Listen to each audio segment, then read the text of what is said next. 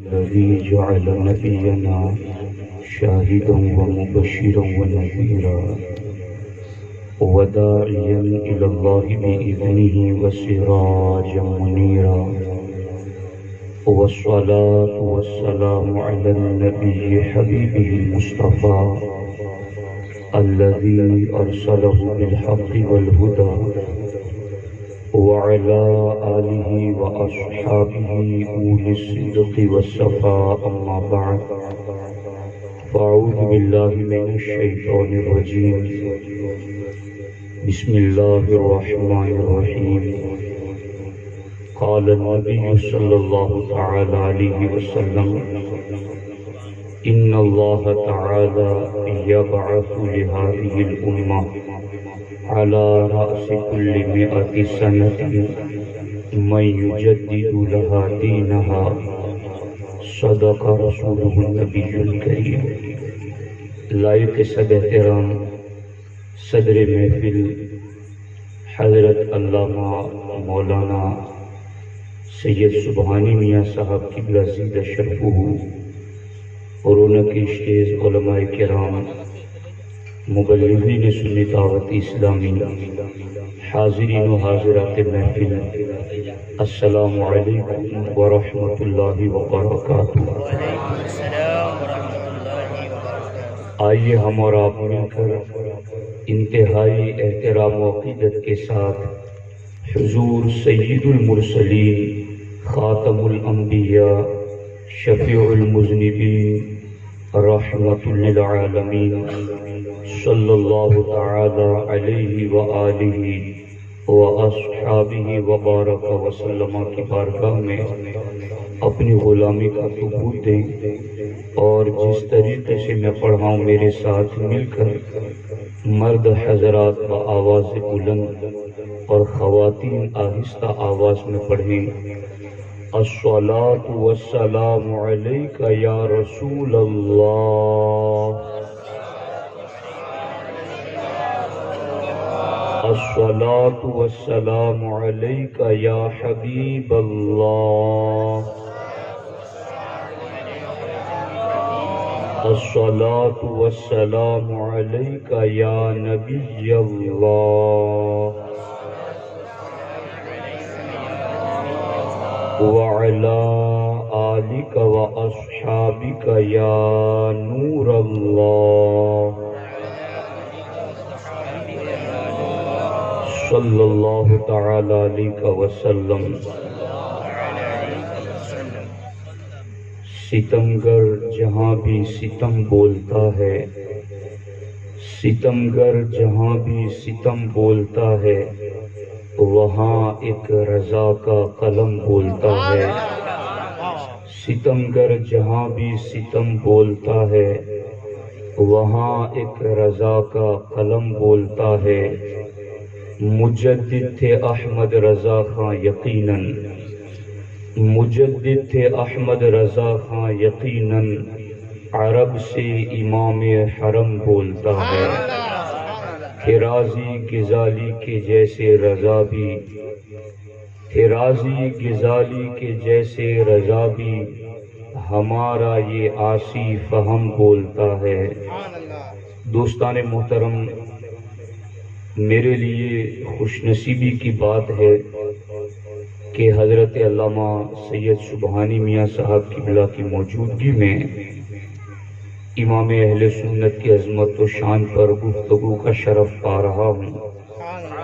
ایک لمبے عرصے کے بعد حضرت سے ملاقات، یوں سمجھوں کہ میرے آنے کا ایک بنیادی مقصد حضرت سے ملاقات بھی ہے۔ میں نے مولانا نصرت علی صاحب کی زبانی جب سنا تھا کہ حضرت بھی پروگرام میں جلوہ فروز ہوں گے، تو پھر میں نے حامی بری اور میں آج آپ کی خدمت میں موجود ہوں۔ رب ذوالجلال ہم سب کی حاضری اپنے دربار میں قبول فرمائے۔ دوستان محترم، گفتگو کچھ علمی اور سنجیدہ ہوگی، مگر میری آپ سے درخواست ہے کہ آپ گفتگو کو توجہ کے ساتھ سننے کی کوشش کریں۔ ایکو اگر تھوڑا کم کر دیں آپ لوگوں کو، اگر سنائی دے رہا ہے تو ٹھیک ہے، ورنہ تھوڑا کم کر دیں، ہمارا مقصد آپ کو بات سمجھانا ہے۔ اگر ایکو کی وجہ سے تکلیف پڑتی ہے تو شاید گفتگو کا فائدہ نہ پہنچ سکے۔ درود شریف پڑھ لے ایک مرتبہ۔ اللہم صلی علی سیدنا و مولانا محمد وآلہ واصحابہ وبارک وسلم، صلاۃ و سلاما علیک یا رسول اللہ صلی اللہ تعالی علیہ وسلم۔ دوستان محترم، میں نے ایک صحیح حدیث پاک خطبہ مسنونہ میں پڑھنے کا شرف حاصل کیا ہے، اور یہ حدیث پاک مجدد کی شان بیان کرتی ہیں۔ اللہ کے رسول صلی اللہ تعالی علیہ وسلم آخری نبی ہیں، اور اللہ کے رسول صلی اللہ تعالی علیہ وسلم جو دین لے کر اس دنیا میں تشریف لائے، اس دنیا میں بسنے والے انسانوں کے لیے وہ دین آخری دین ہے۔ اب کوئی نیا دین بھی نہیں آ سکتا، اور اب کوئی نیا نبی بھی پیدا نہیں ہو سکتا۔ اگلے انبیاء کرام جب دنیا میں تشریف لاتے تھے اور ان انبیاء کرام کی تعلیمات کو جب ان کے ماننے والے بھلا دیتے تھے، جب ان انبیاء کرام کی تعلیمات میں ان کی امتی ہی خلط ملط کر دیتے اور ان کی تعلیمات میں تحریف اور تبدیلی پیدا کر دیتے، انبیاء کرام کی تعلیمات میں ان کی امت ہی چینجنگ کر دیتی اور قوم میں گمراہیت پھیل جاتی، تو اللہ تعالیٰ کسی اور نبی کو بھیجتا تھا، اور وہ نبی آ کر کے پھر بھولے ہوئے بندوں کو اللہ کا پیغام یاد دلاتے تھے۔ مگر ہمارے نبی علیہ السلام چونکہ خاتم النبیین بن کر تشریف لائے، تو اب آپ کے بعد کوئی نیا نبی تو آنے والا نہیں، کوئی نیا دین تو آنے والا نہیں، لیکن امت گمراہ ضرور ہونے والی تھی۔ حالات زمانہ کے تحت لوگ راہ سے بے راہ ضرور ہونے والے تھے، تو اللہ تبارک و تعالی نے قیامت تک کے لیے اپنے محبوب علیہ الصلوۃ والسلام کی امت کو ہدایت پر اور صراط مستقیم پر قائم رکھنے کے لیے ہر 100 سال میں ایک مجدد بھیجنے کا وعدہ فرمایا۔ محبوب، ہم ہر 100 سال مکمل ہونے پر تمہاری امت میں ایک مجدد بھیجیں گے۔ انسانی تاریخ کے جتنے بھی ماہرین ہیں جو انسانوں کی ہسٹری پر ڈسکس کرتے ہیں کہ انسانوں کے حالات کب بدلتے ہیں، انسانوں کی عادتیں کب بدلتی ہیں، انسانوں کا مزاج اور مذاق کب بدلتا ہے، انسانوں کا معیار اور انداز و اطوار کب بدلتا ہے، تو تاریخ انسانیت کے سارے ماہرین اس بات پر متفق ہیں کہ 100 سال جب گزرتے ہیں تو 100 سال کے گزرتے گزرتے قوموں کا مزاج بدل جاتا ہے، قوموں کی عادتیں بدل جاتی ہیں، قوموں کا معیار بدل جاتا ہے، قوموں کی عادات و اطوار بدل جاتی ہیں، قوموں کی سوچ اور سوجھ بوجھ بدلنا شروع ہو جاتی ہیں، بلکہ ایک نسل ختم ہو جاتی ہیں اور ایک نئی جنریشن اس کی جگہ پر جگہ لے لیتی ہیں۔ ہمارے نبی علیہ الصلوۃ والسلام نے بھی باضابطہ اپنے فرمان کے ذریعہ یہ چیز اپنی امت تک پہنچائی ہے۔ ہمارے آقا علیہ الصلوۃ والسلام نے اپنی حیات ظاہری کے آخری دنوں میں ایک دن عشاء کی نماز کے بعد آپ نے قیام فرمایا اور کھڑے ہو کر اللہ کے رسول علیہ السلام نے صحابہ کرام کی محفل میں ارشاد فرمایا، میرے صحابہ، آج کی رات بہت اہم رات ہے، اس لیے کہ آج سے لے کر کے 100 سال مکمل ہونے پر، جب 100 سال مکمل ہو جائیں گے آج کی رات سے، تو اس زمین پر اس وقت جتنے زندہ ہیں ان میں سے کوئی بھی نہ رہے گا. یعنی اس وقت جتنے بھی زندہ ہیں وہ 100 سال مکمل ہونے پر رخصت ہو چکے ہوں گے، اور ان کی جگہ پر نئی نسل آ جائے گی، نئی سوچ آ جائے گی، نئی فکر آ جائے گی، نیا انداز آ جائے گا. تو تاریخ انسانیت کے ماہرین نے جو یہ بات کی ہے کہ 100 سال مکمل ہونے پر قوموں کا مزاج بدل جاتا ہے، دراصل یہ تاریخ انسانیت کے ماہرین کی ہی بات نہیں ہے، بلکہ یہ نبیوں کے امام کا بھی فرمان ہے کہ اللہ کے رسول علیہ السلام نے بھی ارشاد فرمایا کہ آج کی رات سے لے کر کے 100 سال مکمل ہونے پر اس وقت زمین پر جتنے بھی زندہ ہیں، 100 سال مکمل ہوتے ہوتے اس وقت جو بھی زمین پر ہیں کوئی زندہ نہ بچے گا، سب کے سب زمین سے رخصت ہو جائیں گے، اور ان کی جگہ پر ایک نئی نسل، ایک نئی قوم، انہی کی اولاد ان کی جگہ پر آ جائے گی. اس سے پتا چلا کہ 100 سال کے مکمل ہونے پر قوموں کا مزاج بدلنا، قوموں کے حالات بدل جانا، قوموں کی عادتیں بدل جانا، یہ فرمان رسالت مآب علی صاحبہ الصلاۃ والسلام میں بھی گئے، اور تاریخ انسانی کے ماہرین بھی کہتے گئے. جب سرکار نے بھی کہا کہ 100 سال پر قوموں کا مزاج بدلے گا، تاریخ انسانیت کے ماہرین نے بھی کہا کہ 100 سال مکمل ہونے پر قوموں کا مزاج بدلے گا، تو جس نبی نے اپنا دین قیامت تک کے لیے باقی رکھنا ہے، جو نبی ختم نبوت کا تاج لے کر زمین پر تشریف لائے گئے، جس نبی کا دین آخری دین ہے، جب وہ نبی یہ جانتے ہیں اور وہ بتاتے بھی گئے کہ 100 سال مکمل ہونے پر قوموں کا مزاج بدلنا شروع ہو جائے گا، تو سرکار نے صرف قوموں کے مزاج کے بدلنے ہی کی بات نہیں کی گئی، بلکہ بدلے ہوئے مزاج کو پھر دین پر لانے کے لیے ایک مجدد کے آنے کی بشارت بھی عطا فرمائی کہ یہ تو میں کہتا ہی ہوں تمہیں کہ 100 سال مکمل ہونے پر قوموں کا مزاج بدلے گا، مگر مجدد آئے گا تو پھر ان کے مزاج کو دین پہ لگا دے گا. 100 سال کے ہونے پر قوموں کی فکر بدلے گی، مگر مجدد آئے گا تو ان کی فکر کو پھر مستقیم بنا دے گا. 100 سال کے ہونے پر قوموں کی عادتیں تو بدلے گی، مگر مجدد آئے گا تو ان کی عادتوں کو پھر سنت مصطفیٰ کے سانچے میں ڈھال دے گا.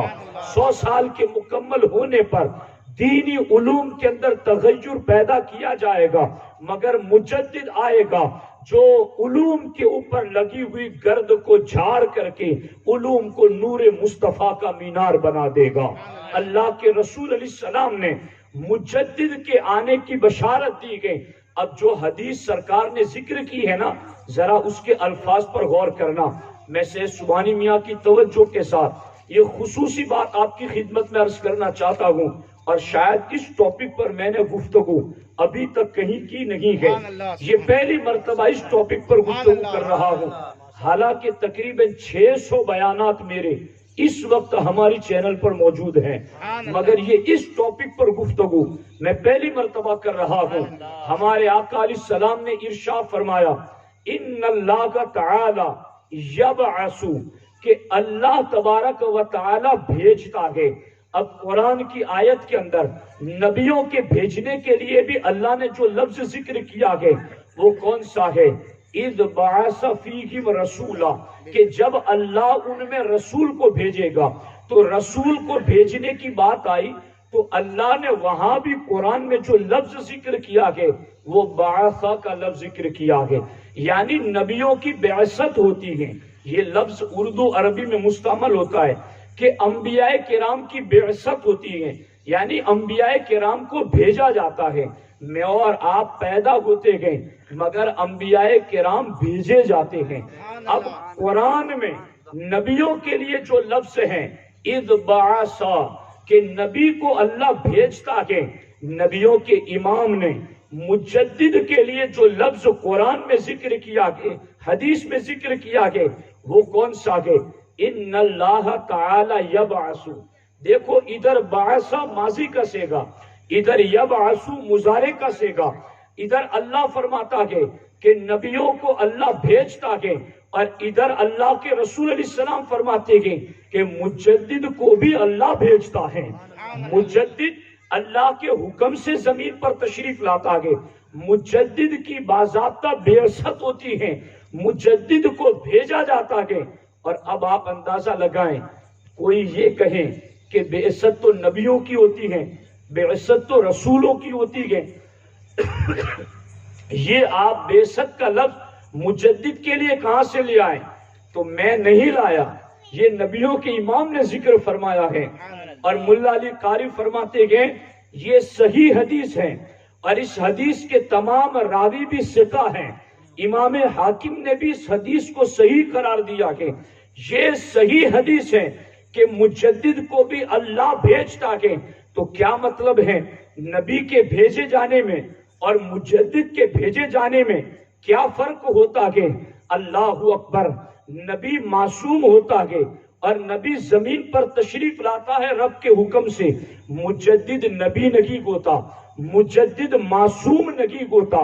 لیکن مجدد کے لیے بعثت کا لفظ اللہ کے رسول علیہ السلام نے اس لیے ذکر فرمایا کہ جب یہ مجدد مبعوث ہوگا اور جب یہ مجدد دنیا میں تشریف لائے گا تو یہ عام لوگوں کی طرح نہیں ہوگا، بلکہ مجدد اس شان سے زمین پر تشریف لائے گا کہ ذات مجدد میں نبیوں کے جلوے نظر آتے ہیں، ذات مجدد میں انبیاء کی تعلیمات نظر آتی گئیں، ذات مجدد میں انبیاء کا پیغام نظر آتا گئے. اس لیے مجدد کی بعثت ہوتی گئی. اور ہمارے آقا علیہ السلام فرماتے گئے لِهَذِهِ الْأُمَّةِ، یہ اس امت کے لیے ہے. یعنی یہ مجدد والا کوٹا اگلی امتوں کے لیے نہیں تھا. یعنی اس کو میں آپ کو یوں بھی سمجھاؤں، اگلی امتوں میں تیمم والی خصوصیت نہیں تھی، اگلی امتوں کے اندر طہارت کے لیے پانی کے ساتھ طہارت کا حکم نہیں تھا، اگلی امتوں کے لیے قربانی کے گوشت کے کھانے کی اجازت نہیں تھی، اگلی امت کے لیے یوں بہت سارے معاملات میں فرق تھا. مگر اللہ نے اپنے حبیب علیہ السلام کی امت کے لیے کتنی آسانی عطا فرمائی. اگلی امت کے کپڑوں پر ناپاکی لگ جائے تو حکم تھا کہ اتنا کپڑا کاٹ کر پھینک دو. مگر حضور کی امت کے لیے کتنی آسانی گئے، تم پانی سے دھو لو کپڑا پاک ہو جائے گا. اگلی امت نماز پڑھنا چاہے تو ان کو حکم تھا کہ تمہاری گھر میں ادا نہیں ہوگی، محلے میں ادا نہیں ہوگی، تمہیں عبادت خانے میں جانا ہے، وہاں ہی ادا ہوگی. مگر حضور کی امت کے لیے کیا ہے؟ جعلت لی الارض مسجدا وطہورا. حضور فرماتے گئے میں نے زمین پر قدم رکھا تو اللہ نے زمین کے ہر حصے کو سجدہ گاہ بنا دیا ہے. میرا امتی جہاں نماز پڑھے گا اللہ اس کی نماز کو قبول فرمائے گا. اسی طریقے سے اگلی امت جب قربانی کرنا چاہتی انہیں حکم تھا میدان میں لے جاؤ جانور، پہاڑ پر لے جاؤ، آگ آتی جلا دیتی تو سمجھ میں آتا کہ قربانی قبول ہوئی. یہاں سرکار نے خاتون جنت سیدہ فاطمہ الزہرا سے ارشاد فرمایا فاطمہ اپنی قربانی کے پاس موجود رہو، خون کا قطرہ بعد میں گرے گا، قربانی کرنے والے کے گناہ پہلے بخش دیے جاتے ہیں. آپ اندازہ لگائیں کتنی بڑی بشارتیں کہ گوشت بھی تم کھاؤ، چمڑا بھی تم استعمال کرو، اور اللہ فرماتا ہے ہم قبول بھی فرما لیں گے. اگلی امت کے لیے مٹی سے پاکی حاصل کرنے کا طریقہ نہیں تھا، مگر اس امت کے لیے کتنی آسانی کہ تم پانی پر قدرت نہیں رکھتے، تم مٹی پر ہاتھ لگا کر ہاتھ اور چہروں پر مل لو تو ہم تمہیں پاک کر دیں گے. کتنی آسانی کے. تو جہاں ان سارے احکامات میں اس امت کے لیے آسانی رکھی گئی. وہیں پر سرکار فرماتے ہیں چونکہ میری امت آخری امت ہے, میرا دین آخری دین ہے, میں آخری نبی کو, اب میری امت کے لیے کچھ اسپیشلسٹی بھی تو ہونی چاہیے, ان کی کچھ منفرد شان بھی تو ہونی چاہیے. تو سرکار نے فرمایا لہذہ الامہ, اگلی امتوں میں مجدد نہیں تھے مگر اللہ میری امت میں ہر 100 سال پر امت میں مجدد پیدا فرمائے گا. آپ اندازہ لگائیں, ہر 100 سال پر مجدد پیدا ہوگا. ہمارے علماء نے کتابوں میں لکھا کہ اگلے انبیاء کرام جب زمین سے پردہ فرما جاتے تو 100 سال کے اندر اندر ان کا دین بدل جاتا, ان کی کتابیں بدل جاتی, ان کی تعلیمات بدل دی جاتی, ان کی تعلیمات میں تحریف, تبدیلی اور چینجنگ کر دی جاتی. تو اگلے نبی دنیا سے جاتے تو 100 سال میں دین بدل جاتا, مگر یہاں 100 سال پورے نہیں ہوتے کہ اللہ مجدد پیدا فرما دیتا ہے. کوئی بدلے گا کیا؟ دین بچانے والا رب پہلے بھیج دیتا ہے. کوئی دین کے قواعد میں چینجنگ کیا کرے گا؟ رب بچانے والا پہلے بھیج دیتا ہے. لہذہ الامہ, اس امت کے لیے اللہ مجدد کو بھیجتا ہے. کب بھیجتا ہے؟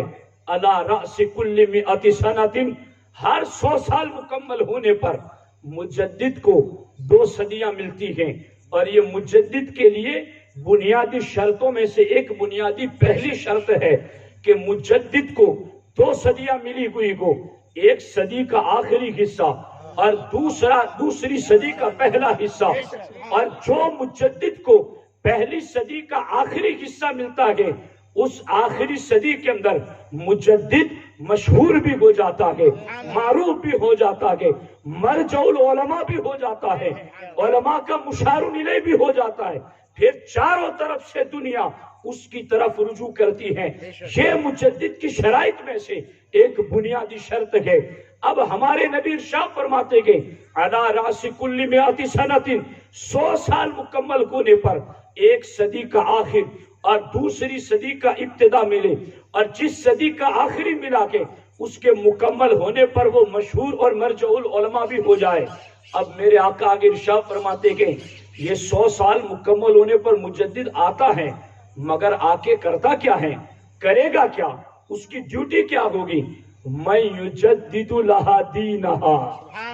اللہ کے رسول علیہ السلام فرماتے گئے مجدد آتا ہے تو دین کو نکھار دیتا ہے, دین کو سنوار دیتا ہے, دین کو تازہ کر دیتا ہے, دین کی تعلیمات کو زندہ کر دیتا ہے, دین کا تحفظ کرتا ہے, دین کی حفاظت کر کے جو گرد پڑی ہوتی ہے دین پر اپنی محنت شاقہ سے اس گرد کو ہٹا کر کے دین کو پھر اصلی شان میں نکھار کر رب کے بندوں اور نبی کی امت کے سامنے پیش کر دیتا ہے. میں یجدد لہا دینہا. اب اس کے اوپر تفصیل طلب میں گفتگو ان الفاظ کے اوپر کروں گا تو بات مشکل بھی ہو جائے گی اور بات طویل بھی ہو جائے گی.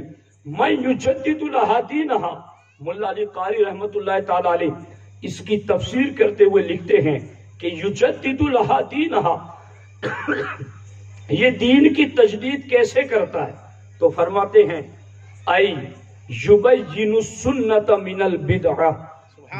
مجدد کا کام یہ ہوتا ہے کہ مجدد سنیت کو نکھارتا ہے اور گمراہیت کو واضح کر دیتا ہے. یبین السنت من البدع, کہ بدعتوں کو ظاہر کر دیتا ہے, گمراہیت سے پردہ ہٹا دیتا ہے اور سنیت کے رخ زیبا سے بھی پردہ ہٹاتا ہے. لوگوں کو بتاتا ہے کہ سنیت کیا ہے اور گمراہیت کیا ہے. اور اسی پر بس نہیں گئے, یکثر العلم ویعز اہلہ, کہ مجدد کثیر علم والا ہوتا ہے, یعنی مجدد بہت زیادہ علم کا مالک ہوتا ہے, پر صرف علم والا کی نہیں ہوتا. ویعز اہلہ, وہ ہر علم والے کا احترام بھی کرتا ہے, ہر علم والے کی عزت بھی کرتا ہے. وَيَقْمَعُ الْبِدْعَةَ وَيَكْسُرُ أَهْلَهَا, اور مجدد بدعتوں کا خاتمہ کرتا ہے, بدعتوں کی جڑ اکھاڑ دیتا ہے, گمراہیت کی بے کنی کرتا ہے, وَيَكْسُرُ أَهْلَهَا، صرف گمراہیت کا ہی خاتمہ نہیں کرتا، مجدد گمراہوں کا بھی خاتمہ کر دیتا ہے۔ وَيَكْسُرُ أَهْلَهَا، اسی لیے علامہ عز الدین علی کی رحمہ نے اپنی کتاب میں لکھا مجدد کے بارے میں، چونکہ کبھی کبھی لوگ یوں بھی بات کر جاتے ہیں کہ چلو مولانا احمد رضا تو عالم تھے، مگر یہ علماء کی ایک جماعت ہے جو ظاہری علم رکھنے والے ہیں۔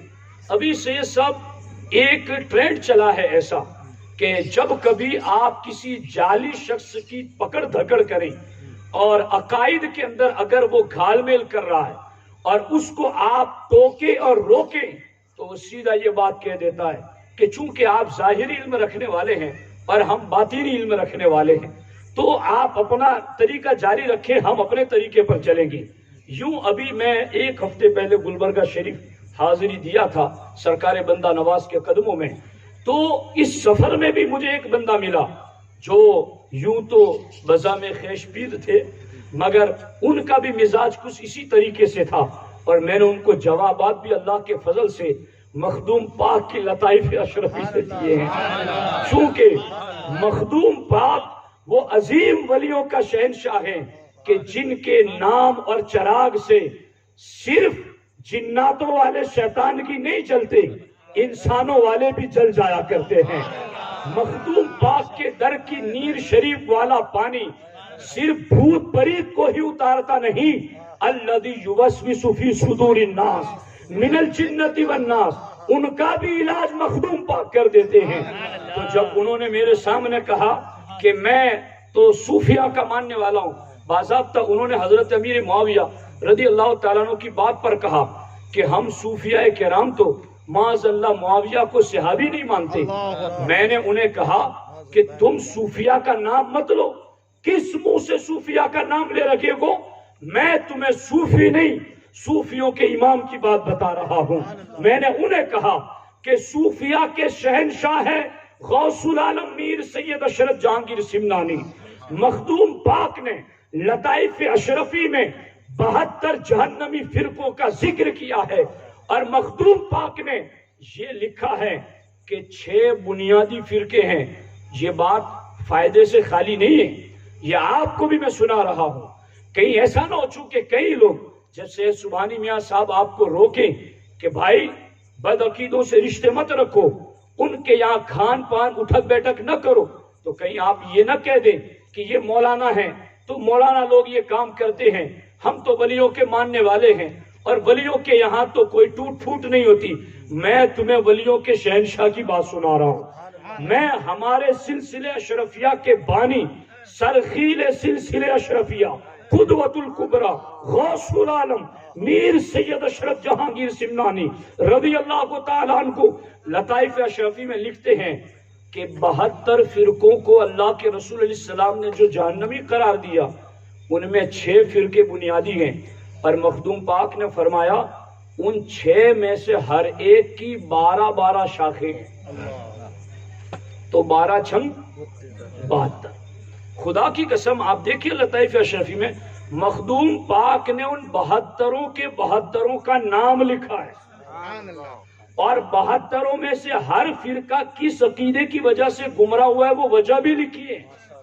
مخدوم پاک نے رافضی فرقے کا ذکر کیا، شیعہ فرقے کا ذکر کیا، تو مخدوم پاک نے لکھا کہ رافضی فرقے کے بھی 12 ٹولے ہیں، اور رافضی فرقے کے 12 ٹولوں میں سے 10ویں ٹولے کا نام ہے لاعینیہ، اور مخدوم پاک کہتے ہیں یہ لاعینیہ وہ فرقہ ہے جو حضرت سیدہ عائشہ صدیقہ رضی اللہ تعالی عنہا اور سیدنا امیر معاویہ رضی اللہ تعالیٰ عنہ کو لعن طعن کرتے ہیں۔ وہ رافضیوں کا لاعینیہ فرقہ ہے، وہ سنی نہیں ہے۔ سبحان اللہ، سبحان اللہ، بے شک بے شک، یہ مخدوم پاک نے لطائف اشرفی میں لکھا۔ سبحان اللہ۔ اب مجھے جنہوں نے کہا کہ مولانا تمہاری بات ٹھیک ہے مگر تم ظاہری علم رکھنے والے ہو، ہم صوفیہ کے باطنی علم کے وارث ہیں، میں نے جب ان کے سامنے صوفیہ کے امام کی بات رکھ دی نا وہ بالکل خاموش ہو گئے۔ میں نے ان کو کہا کہ کاش میں گاڑی میں جب سے بیٹھا ہوں تب سے اگر مجھے پتا ہوتا تو میں اور بھی بہت ساری دلیلیں تمہارے سامنے واضح کرتا، مگر وہ 10 منٹ کا ٹائم گاڑی سے اترنے کے وقت مجھے ملا. تو اب میں مجدد کی جو بات کرنے لگا ہوں کہ مجدد ہوتا کون ہے، اور میں تو سبحانی میاں کی بارگاہ سے وسیلہ لیتے ہوئے آپ کو بتاتا ہوں کہ جو قرآن اور حدیث کے رازوں کو جانتا ہے اس سے بڑا باطینی علم اور کہاں لکھا ہوا ہے. بے شک بے شک مجھے بتاؤ نا تم بے شک. کہ قرآن اور حدیث کے جو اسرار و رموز ہیں اس کے علاوہ باطینی علم اور کس کتاب میں لکھا ہے جہاں کی تم بات کر رہے ہو. مجدد کی شان کے بارے میں علامہ عز الدین علی رحمہ لکھتے ہیں لا یکون المجدد الا عالما بالعلوم الدینیت الظاہرۃ والباطنۃ. سبحان اللہ. فرماتے ہیں مجدد وہی ہوتا ہے جو ظاہری باطنی تمام علوم سے مالا مال ہوتا ہے، سبحان اللہ. سبحان اللہ. وہ مجدد ہوتا ہے. سبحان اللہ. وہ مجدد ہوتا ہے جو ظاہری اور باطنی تمام علوم سے مالا مال ہوتا ہے. بے شک. ہے توجہ آپ کی بات کہوں اگلی میں؟ ہے دھیان آپ کا؟ سنو، مجدد کے لیے کئی مجددین کی سیرت پڑھ کر کے میں آپ کو یہ جملہ بتا رہا ہوں کہ مجدد کی جو بعثت ہوتی ہے نا، نبیوں کا معاملہ کیا ہوتا ہے کہ نبی بھی مبعوث ہوتے ہیں تو نبی زمین پر آ کر نہیں سیکھتے، سیکھے سکھائے تشریف لاتے ہیں. بے شک بے شک. تو جہاں نبیوں کی بعثت ہوتی گئے اور نبی سیکھے سکھائے تشریف لاتے گئے، مجددین میں ایک بڑا حصہ مجدد کی ذات میں ان علوم کا ہوتا ہے جو مجدد زمین پر آ کر نہیں سیکھتا، عالم قدس سے سیکھ کر زمین پر پیدا ہو. سبحان اللہ. سبحان اللہ. سبحان اللہ. اور اب اس پر میں دلیل بھی دوں گا. بات کیا ہے، اور اس کو باضابطہ دلیل کی صورت میں علماء نے ذکر کیا. اس کو سرکار اعلیٰ حضرت امام اہل سنت نے اپنی کتاب المستند المعتمد میں ذکر فرمایا. المعتقد یہ علامہ فضل رسول بدایونی علی رحمہ کی کتاب ہے، آپ نے پڑھی ہوگی درس کا. المعتقد المنتقد، اور اس کا حاشیہ لکھا ہے امام اہل سنت امام احمد رضا مودی سے بریلوی علی رحمان، المستند المعتمد. اس میں بھی یہ بات لکھی ہے، اور سرکار مفتی اعظم ان کے خلیفہ نے بھی اپنی کتاب میں یہ بات لکھی ہے. وہ کون سی بات ہے کہ اللہ کے رسول علیہ السلام نے فرمایا ہے کہ میری امت کے علماء کا انبیاء بنی اسرائیل، سبحان اللہ. سبحان اللہ. بنی اسرائیل کے نبیوں کی طرح دین کی خدمت کریں گے. اب دیکھو یہاں پر یہ بات مستند حوالوں سے میں آپ کی خدمت میں عرض کر رہا ہوں. ایک اللہ کے ولی نے بیت المقدس میں مسجد اقصی میں خواب دیکھا، اور خواب میں انہوں نے یوں دیکھا کہ نورانی تخت لگے ہوئے ہیں اور سارے تختوں پر جو بیٹھے ہوئے ہیں وہ اللہ کے نبی تشریف فرما ہیں. سبحان اللہ. اور آگے ایک نورانی تخت سجا ہے. اچانک پردہ شک ہوتا ہے اور نبیوں کے امام تشریف لاتے ہیں. اللہ کے رسول علیہ السلام اس تخت پر جلوہ افروز ہوتے ہیں. اتنے میں حضرت موسیٰ کلیم علیہ السلام بارگاہ رسالت میں حاضری دیتے ہیں اور عرض کرتے ہیں یا رسول اللہ صلی اللہ علیہ وسلم، آپ نے فرمایا ہے کہ میری امت کے علماء بنی اسرائیل کے انبیاء کی طرح ہوں گے، تو میں بنی اسرائیل کے نبیوں کا امام ہوں. آپ اپنی امت کا کوئی عالم پیش کریں جس کو بنی اسرائیل کے انبیاء کی طرح ہونے کا شرف حاصل ہو، میں اس کو چیک کرنا چاہتا ہوں. سبحان اللہ. تو اب پتہ ہے اس وقت اللہ کے رسول علیہ السلام نے کس کو پیش کیا؟ اس وقت اللہ کے رسول علیہ السلام نے حضرت امام غزالی کو پیش فرمایا. 5ویں صدی کا مجدد، 5ویں صدی کا مجدد امام غزالی کو اللہ کے رسول علیہ السلام نے پیش فرمایا. سبحان اللہ. اور جب امام غزالی با ادب، اب امام غزالی پیدا نہیں ہوئے دنیا میں، یہ ان کی پیدائش سے پہلے کی بات ہے. سرکار نے کہا موسیٰ کلیم یہ میری امت کا عالم ربانی ہے، سبحان اللہ، یہ مجدد ہیں، یہ ہے اس شان کا، اس سے بات کرو، کیا کرنا چاہتے ہو؟ تو حضرت موسیٰ علیہ السلام نے ارشاد فرمایا کہ مسمو کا، تمہارا نام کیا ہے؟ تو امام غزالی نے فرمایا میرا نام محمد ہے، میرے باپ کا نام محمد ہے، میرے دادا کا نام محمد ہے، اور یوں کئی پوچھنے کی نوازی۔ سبحان اللہ، حضرت موسیٰ کلیم علیہ السلام نے ارشاد فرمایا کہ میں نے تو صرف تم سے تمہارا نام پوچھا تھا، سبحان اللہ، اور تم نے باپ کا بھی بتا دیا، دادا کا بھی بتا دیا، اور پورا شجرہ سنانے لگے۔ اتنا لمبا تو میں نے نام نہیں پوچھا تھا، میں نے تو صرف تم سے تمہارا نام پوچھا تھا، تو بس اپنا نام بتا دیتے کہ میرا نام محمد ہے تو بات ختم ہو جاتی، مگر یہ اتنا لمبا نام تم کیوں بتا رہے ہو؟ تو حضرت امام غزالی نے اسی وقت عالم ولادت سے پہلے عالم روحانیت میں حضرت موسیٰ علیہ السلام کی خدمت میں با ادب عرض کیا، اے اللہ کے کلیم علیہ السلام، اللہ نے جب طور پر آپ گئے تھے تو اللہ نے آپ سے پوچھا تھا ما تلک بیمینک یا موسیٰ، کہ موسیٰ تمہارے داہنے ہاتھ میں کیا ہے؟ تو اے اللہ کے نبی موسیٰ کلیم، آپ نے جواب دیا تھا ہی عصائے، یہ میری لاٹھی ہے، اتوکئ علیہا، میں اس پر ٹیک لگاتا ہوں، وَأَهُشُّ بِهَا عَلَى غَنَمِ، اور میں اس لکڑی کے ذریعہ بکریاں ہانکتا ہوں، وَلِيَ فِيهَا مَعَارِبُ أُخْرَى، اور اس کے ساتھ میں اس لکڑی سے اور بہت سارے کام کرتا ہوں۔ تو اے اللہ کے کلیم، اللہ نے بھی آپ سے اس وقت یہی تو فرمایا تھا کہ داہنے ہاتھ میں کیا ہے؟ اگر آپ نے کہہ دیا ہوتا کہ میرے داہنے ہاتھ میں لاٹھی ہے تو آپ کی بھی تو بات اس وقت پوری ہو جاتی۔ آپ نے یہ کیوں کہا تھا کہ اتوکئ علیہا، میں اس پر ٹیک لگاتا ہوں، وَأَحُشُّ بِهَا عَلَى غَنَمِ، میں اس کے ذریعہ بکریوں کو ہانکتا ہوں، وَلِيَ فِيهَا مَعَارِبُ أُخْرَى، اور میں اس کے ذریعہ اور بہت سارے کام کرتا ہوں۔ اے اللہ کے کلیم علیہ السلام، آپ نے اتنا لمبا جواب کیوں دیا تھا؟ تو موسیٰ کلیم علیہ السلام ارشاد فرماتے گئے چونکہ اس وقت میں اللہ سے کلام کر رہا تھا تو اللہ کے کلام کی لذت ہی اتنی زیادہ تھی کہ جتنی بات لمبی ہو اتنا شرف ہم کلامی زیادہ ملے، اس لیے میں نے بات لمبی کی تھی۔ امام غزالی کہتے گئے کہ جب موسیٰ کلیم نے یہ جواب دیا کہ چونکہ میں اللہ سے کلام کر رہا تھا اس لیے شان زیادہ مل جائے، اس لیے بات لمبی کر دی۔ اے اللہ کے کلیم، وہ آپ کی معراج تھی کہ آپ اللہ سے کلام کرتے تھے، یہ غزالی کی معراج ہے کہ اللہ کے کلیم سے کلام کر رہا ہے۔ آپ نے اللہ سے کلام کیا تو بات زیادہ بڑھا دی، میں آپ کے سے کلام کر رہا ہوں، اللہ کے کلیم سے کلام کر رہا ہوں، میں نے اس لیے بات آگے بڑھا دی گئے تاکہ مجھے آپ سے کلام کرنے کا زیادہ شرف مل جائے۔ جب یہ جواب دیا نا امام غزالی نے تو میرے آقا علیہ السلام اپنے منبر سے تشریف فرما ہوئے اور غزالی کی روح کے پشت پر ہاتھ رکھ کر کے کہا ادب ادب ادب، ادب رکھو نبی کا، ادب رکھو نبی کا، ادب رکھو نبی کا۔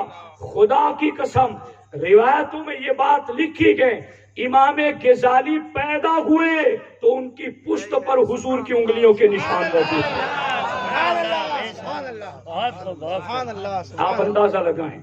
اب یہ کوئی ہم سے پوچھے کہ 5ویں صدی کا وہ مجدد، انہیں پیدا ہونے سے پہلے وہ علوم کہاں سے ملے، وہ علوم کہاں سے پڑھے؟ اسی لیے امام احمد رضا محدث بریلوی علیہ رحمہ کو جدید تحقیقات کے مطابق 300 سے زیادہ علوم پر مہارت تھی، مگر ان 300 علوم میں آپ نے اپنے والد صاحب سے صرف 22 یا 23 علوم پڑھے ہیں، باقی سارے علوم رب نے انہیں عالم غیب سے عطا فرمایا۔ یہ ہے شان مجدد، یہ ہے امام احمد رضا، یہ ہے امام احمد رضا کی شان تجدید۔ اب آپ اندازہ لگائیں اس چیز سے کہ مجدد کسے کہتے ہیں۔ اب اتنی تمہید کے بعد اب میں اصل چند باتوں کی طرف آپ کی توجہ دلا دوں اور اس کے بعد پھر سلسلہ کلام کو ختم کرتے ہیں کہ مجدد جو آتا ہے زمین پر، اتنی تشریح سے تو آپ کو پتا چلی گیا ہوگا کہ مجدد آتا کب ہے اور آتا کیوں ہے۔ حالات بدلنے لگتے ہیں دین سے تو مجدد آتا ہے، اور آ کے کرتا کیا ہے، حالات کو بدل کر پھر دین کی طرف لے جاتا ہے۔ جب یہ چیز ہے تو مجدد کی شان ایک طبیب حاذق کی ہے، ایک حکیم حاذق، ایک ماہر ڈاکٹر کی مثال ہے مجدد۔ کیسے؟ آپ اس پر توجہ کے ساتھ سماعت کریں کہ اگر کوئی بندہ اس کی انگلی میں کچھ پھوڑا پھنسی کچھ زخم لگا ہوا ہے اور وہ ڈاکٹر کے پاس گیا، اسپیشلسٹ کے پاس، تو وہاں ڈاکٹر نے ان سے کہا کہ چونکہ آپ کی انگلی میں سڑا لگا ہوا ہے اور یہ سڑا دن بدن بڑھ رہا ہے، اب اگر آپ کی انگلی کے اس پورے کو اگر نہ کاٹا گیا تو کل پوری انگلی کاٹنی پڑے گی، اور انگلی نہ کاٹی گئی تو پورا ہاتھ کاٹنا پڑے گا، اور یوں یہ سڑا بڑھتا رہے گا، اور پورا ہاتھ نہیں کاٹو گے تو پورا جسم خراب ہو جائے گا۔ تو اس وقت ماہر ڈاکٹر اپنے حکیمانہ انداز سے اس انگلی کے اتنے پورے کو کاٹ کے الگ رکھ دیتا ہے تاکہ پورا جسم سلامت رہے، تاکہ پورا جسم محفوظ رہے۔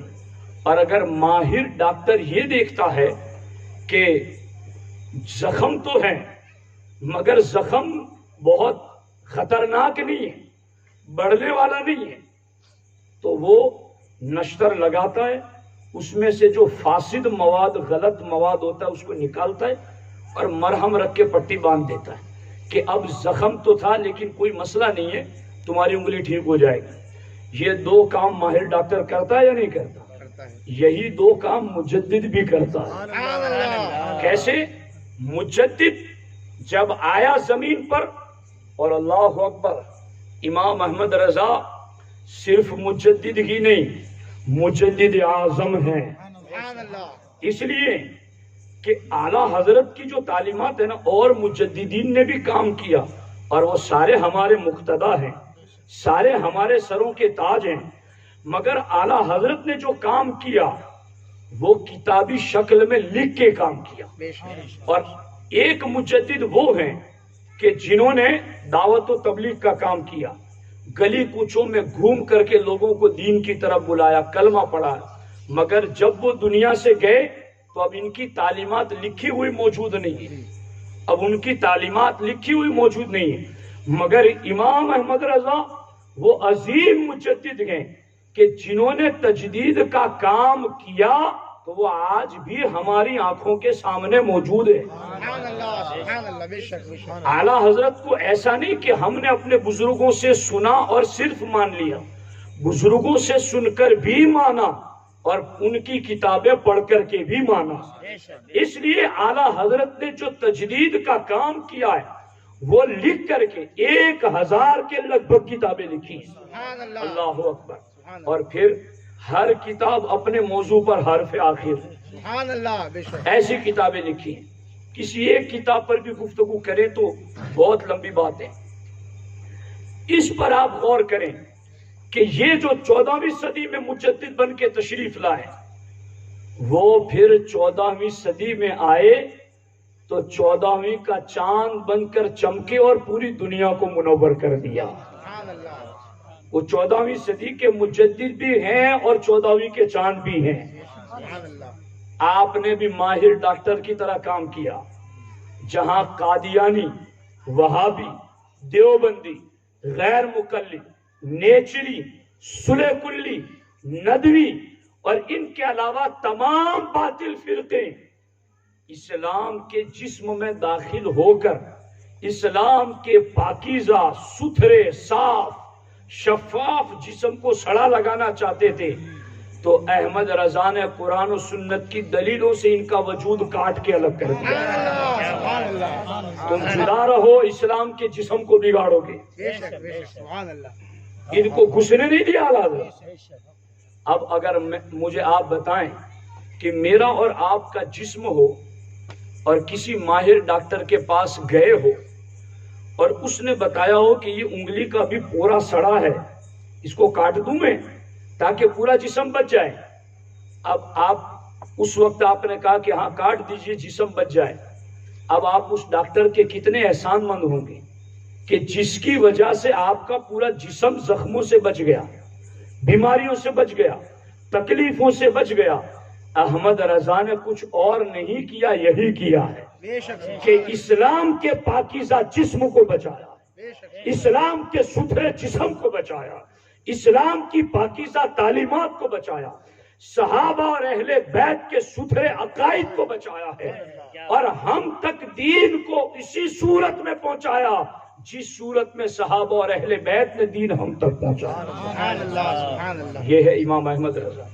آپ نے یوں جو زخم لگے تھے نا ان کو کاٹ کر کے الگ کر دیا، اور پھر کچھ ایسے بھی تو تھے کہ جہاں زخم لگے ہوئے تھے مگر وہاں کاٹنے کی ضرورت نہیں تھی، تو اعلیٰ حضرت نے چونکہ جسم سے پیار تو تھا نا، جسم اسلام سے، جسم دین سے، جسم تعلیمات رسول علیہ السلام سے، تو اللہ کے رسول علیہ السلام کے اس دین سے پیار تھا.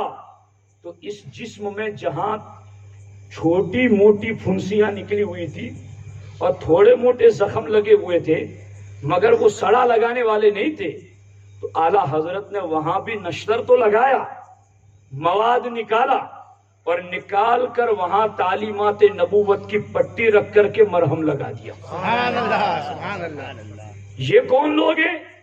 یہ وہ لوگ ہیں کہ جہاں مزارات پر تعظیمی سجدے ہو رہے تھے، جہاں مزارات پر طواف ہو رہا تھا، جہاں مزارات کی بے پردہ عورتوں کی حاضری ہو رہی تھی، جہاں بے پردہ مردوں اور عورتوں کی ملاقات ہو رہی تھی، جہاں مرد و زن کا اختلاط ہو رہا تھا، جہاں ایک سے زیادہ انگوٹھیاں پہنی جا رہی تھی، جہاں قسم قسم کی بدعات اور خرافات دین کے نام پر ایجاد کی جا رہی تھی، تو احمد رضا نے اسلام کے پاکیزہ جسم کو ستھرا رکھنے کے لیے اس کو کاٹ کر الگ تو نہیں کیا مگر یہاں بھی نشتر لگا کر کے فاسد مواد کو نکال کر تعلیمات نبوت کا مرہم یہاں بھی لگایا ہے. سبحان اللہ سبحان اللہ. یہ ہے امام احمد رضا.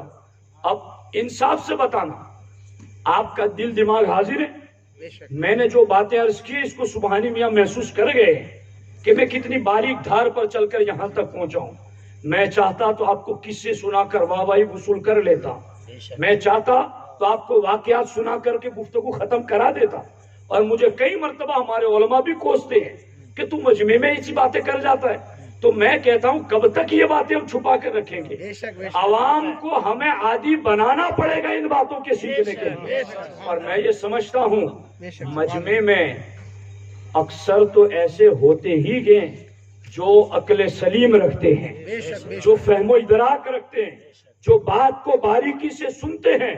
اور میں یہ سمجھتا ہوں کہ 100 بالکل نیرے کورے ہوں ان کو سمجھانے سے بہتر ہے 10 پڑھے لکھوں کو سمجھا دوں. سبحان اللہ میری اپنی فکر یہ ہے سبحان اللہ. کہ میں 10 پڑھے لکھوں کو سمجھا دوں، وہ ہزاروں پر غالب آ جائیں گے. تو اس لیے یہ باتیں کرنا ضروری ہے. اب مجھے انصاف سے بتانا آپ میں سے ہر شخص کہ میرے اور آپ کے جسم میں اگر زخم لگا ہوا ہو تو اب پہلا فرض تو یہ ہے کہ ہم ڈاکٹر کے پاس جائیں گے یا نہیں جائیں گے؟ جائیں گے نہیں بتائیے، ذرا دل سے بتائیے. جائیں گے ڈاکٹر کے پاس جائیں گے یا گھر بیٹھے رہیں گے؟ جائیں گے جائیں گے. اور پھر جائیں گے تو ڈاکٹر کے مشورے پر عمل کریں گے یا پھر منمانی چلائیں گے؟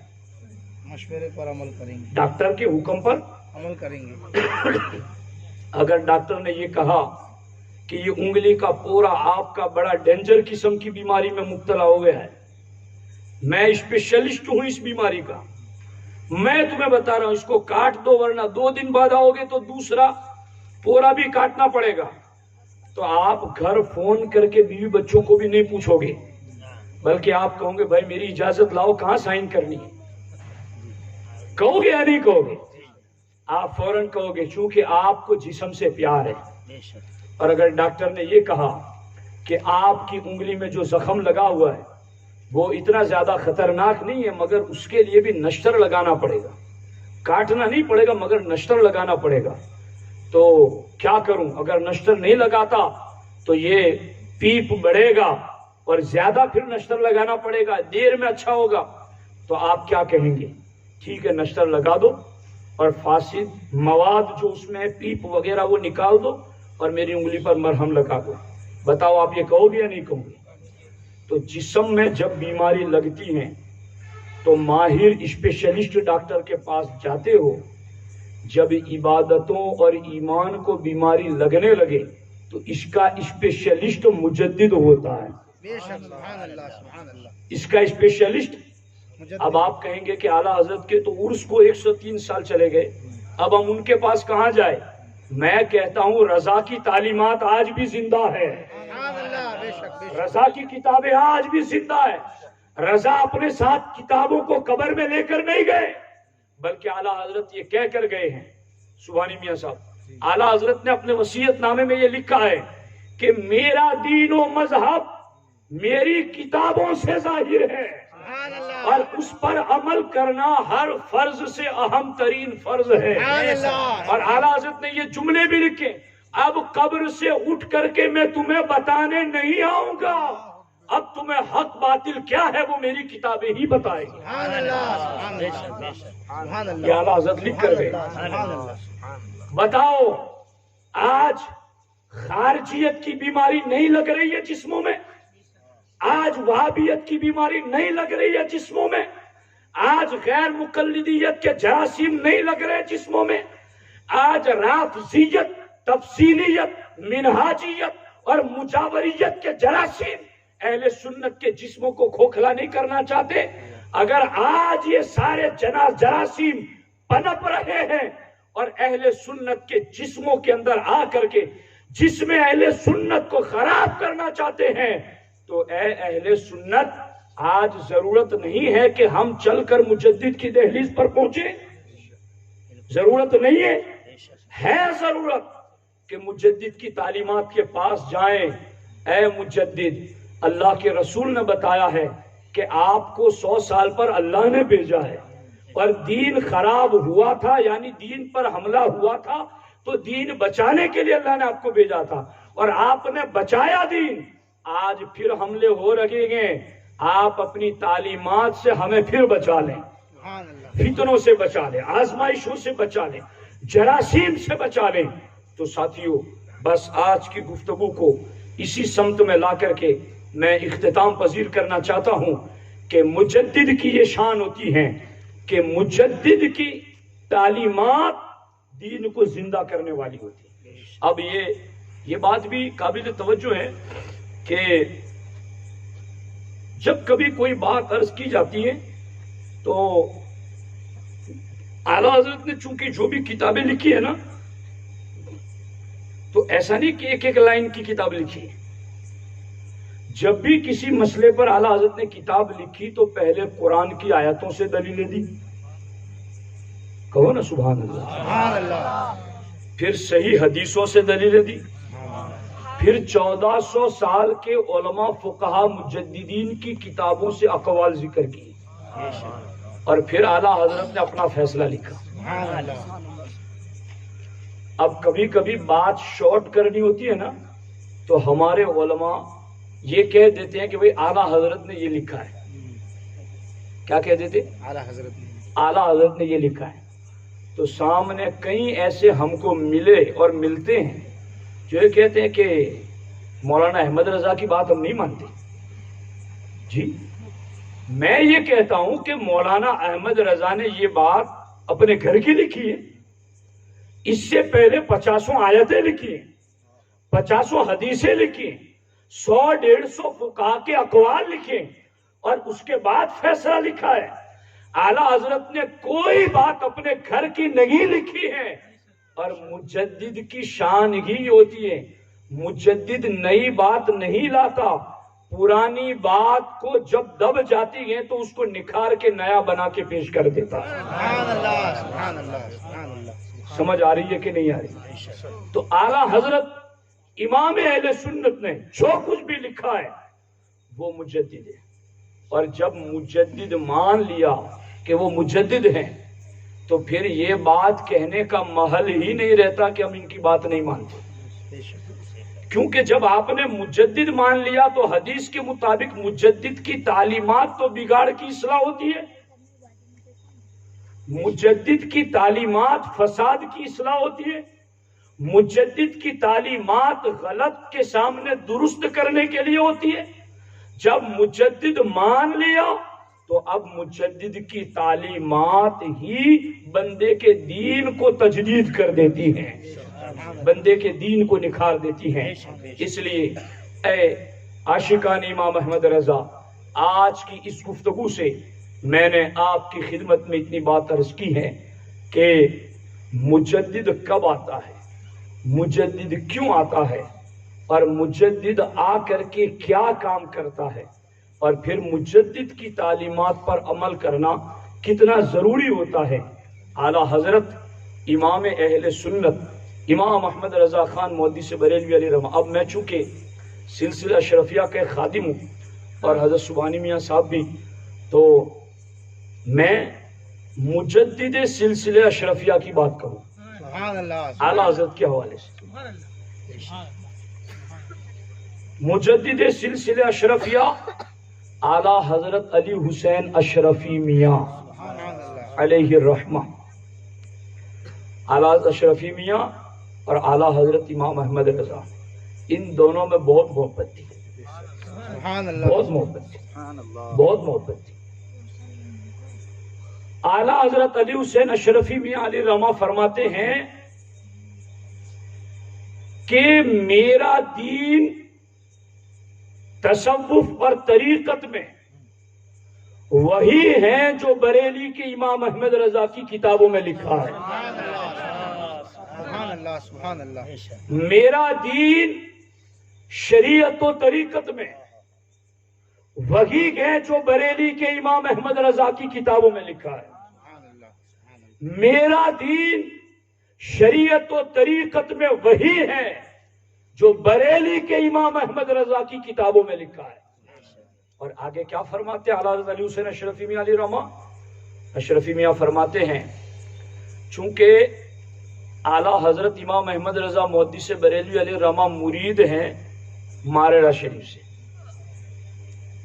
خاتم الاکابر حضرت سیدنا آل رسول احمدی مارہروی علیہ الرحمہ کے مرید ہیں اعلیٰ حضرت، اور اعلیٰ حضرت علی حسین اشرفی میاں کو آخری خلافت مارہرہ شریف سے آل رسول مارہروی نے عطا فرمائی۔ خاتم الاکابر آل رسول احمدی مارہروی علی الرحمہ کے آخری خلیفہ اعلیٰ حضرت علی حسین اشرفی میاں کی چھوٹا شریف والے، اور اسی بارگاہ کے مرید اور خلیفہ امام احمد رضا مودودی سے بریلوی۔ اب یہ دو باتیں سمجھ میں آ گئی۔ اب اعلیٰ حضرت اشرفی میاں کی بات سنو۔ اعلیٰ حضرت اشرفی میاں یہ بات ذکر کرنے کے بعد، یعنی اعلیٰ حضرت اشرفی میاں کہتے ہیں کہ خانقاہ مارہرہ مطہرہ کے سجادہ آل رسول احمدی مارہروی نے اس فقیر کو خلافت سے نوازا، اور بریلی کے مولانا احمد رضا بھی اسی بارگاہ کے فیض یافتہ۔ اعلیٰ حضرت اشرفی میاں کے لفظ فرماتے اس حیثیت سے میں علی حسین اشرفی اور مولانا احمد رضا دونوں پیر بھائی ہوئے، تو میرا مرید ان کا مرید اور ان کا مرید فقیر کا مرید۔ نعرہ تکبیر، نعرہ رسالت، یا رسول اللہ، حسن اعلی حضرت، نعرہ تکبیر۔ جو ان کا مرید وہ میرا مرید، اور جو میرا مرید وہ ان کا مرید، اور جو اس سے راضی نہیں میں اس سے ناراض، جو اس سے راضی نہیں میں اس سے بیزار۔ یہ کلمات ہیں مجدد سلسلہ اشرفیہ سرکار اعلیٰ حضرت علی حسین اشرفی میاں علیہ الرحمہ۔ سبحان اللہ، سبحان اللہ۔ تو ہم پر دوہری ڈیوٹیاں لگ گئی کہ ہم اشرفی غلام ہیں، اس حیثیت سے بھی احمد رضا کے قدموں سے جڑنا ہمیں ہمارے طریقت کے امام نے بتایا، اور ادھر سے امام احمد رضا مجدد ہیں جو ہمارے تعلیمی شجرے کے استاد ہیں، اس حیثیت سے بھی ان کی غلامی لازم ہے۔ اور میں کہتا ہوں شریعت و طریقت کی یہ غلامی پکڑ لو، اسلامی جسم گندگیوں سے بچ جائے گا، اور جو اسلامی جسم گندگیوں سے مجدد کی تعلیمات کے مطابق بچ جائے گا وہ پاک جسم بالیقین جنت میں جائے گا۔ تو اس لیے ساتھیوں وہ بگھی والے گھوڑوں کو کیسے پٹے لگا دیتے ہیں دونوں طرف، اس کو صرف رستہ دکھانا، نہ ادھر دکھانا نہ ادھر دکھانا ہے۔ بس سنیو تم بھی پٹے باندھ لو، ایک طرف مجدد کی تعلیمات کے، ایک طرف عشق رسول کے، دو پٹے لگا لو۔ جب یہ دو پٹے لگے گے نا تو تمہیں صرف صراط مستقیم نظر آئے گا، اور اس کی آخری منزل تمہیں گنبد خضرا نظر آئے گی۔ اس لیے یہ مختصر سے میرے جذبات تھے۔ ایسا لگتا ہے کہ آج ایک سید کا کچھ فیضان مجھے ملا اور میری زبان سے یہ کلمات جاری ہو گئی۔ یہ ان آقاؤں کا کرم ہے کہ غلاموں سے کام لے لیتے ہیں۔ اللہ کریم کی بارگاہ میں دعا ہے رب ذوالجلال ان کے فیضان سے ہم سب کو مالا مال فرمائے۔ ہماری تحریک